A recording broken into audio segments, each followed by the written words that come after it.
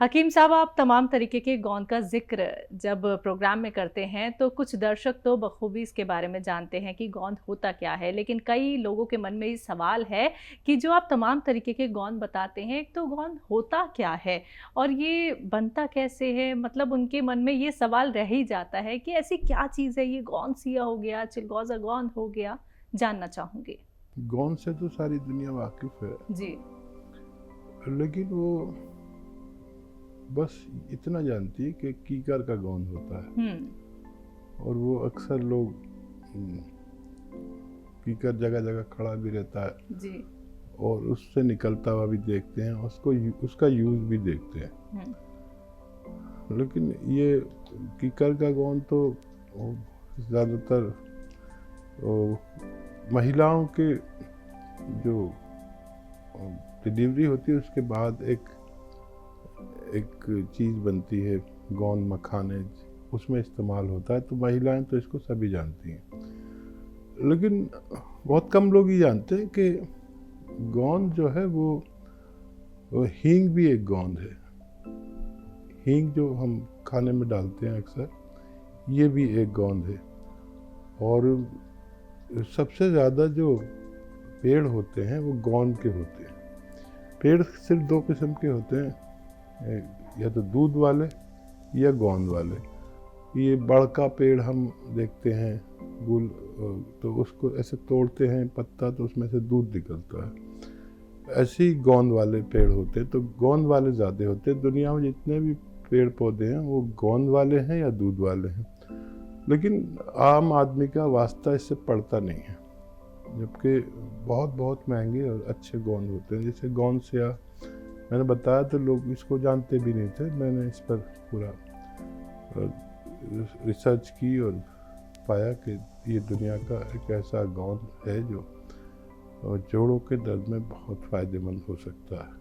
तो फिर मिलता तो था ये, लेकिन लोग इसके फ़ायदों से वाकिफ़ नहीं थे। फिर ये बताया, फिर मैंने गोंद मोरिंगा सफ़ेद बताया, और उसके बाद मैंने जामुन का गोंद से भी तारुफ कराया, परिचय कराया, और चिलगोज़े की गोंद से भी। अभी तो बहुत गोंद आते हैं, उनके फ़ायदे जब खुलकर सामने आ जाते हैं तो मैं आपके सामने पेश कर देता हूँ। तो ये एक लिक्विड है जो पेड़ से निकलता है।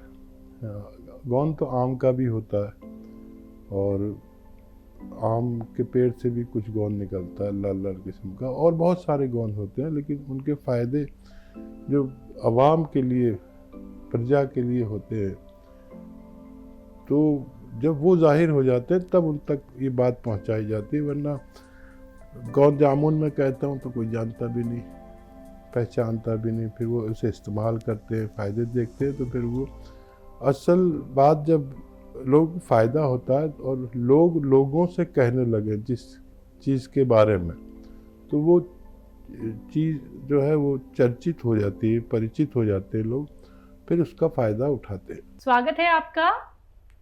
हेलो। निशा जी, स्वागत है। हाँ, मेरी ना मुझे आपसे रोग के संबंधित में कुछ जानकारी प्राप्त करनी थी। जी जी, पूछिए। मेरी दादी का बायां साइड ना बहुत ज़्यादा दर्द रहता है। 6 महीने हो गए, बहुत जगह से दवाई भी लिए हैं पर कोई असर नहीं कर रहा। टांग की साइड, पैरों में तकलीफ है? पैरों से पूरा कंधे तक, ठीक सिर है, तक, ठीक पूरा है। बायां साइड।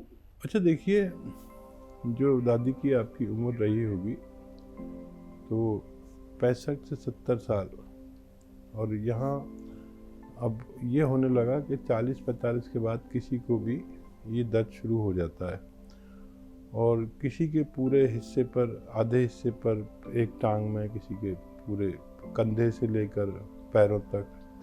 तो इसको नसों का दर्द माना जा सकता है, नर्व का।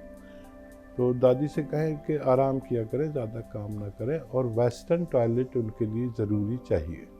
एक कुर्सी वाला जो शौचालय होता है, ये उनके लिए दवा से भी कीमती है। अगर नहीं है तो ज़रूर लगवा कर दें।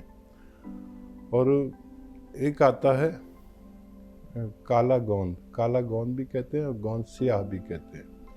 ये असली ख़रीद लें अपनी दादी के लिए। और ये एक रॉ मटेरियल है, और नकली बहुत मिलता है, याद रखें। और इसको फिर तोड़ लें, ये रॉ मटेरियल है, पाउडर बना लें और आधा ग्राम या तो हनी में मिला के, शहद में मिला के नाश्ते के बाद इन्हें खिला दिया करें, पानी से या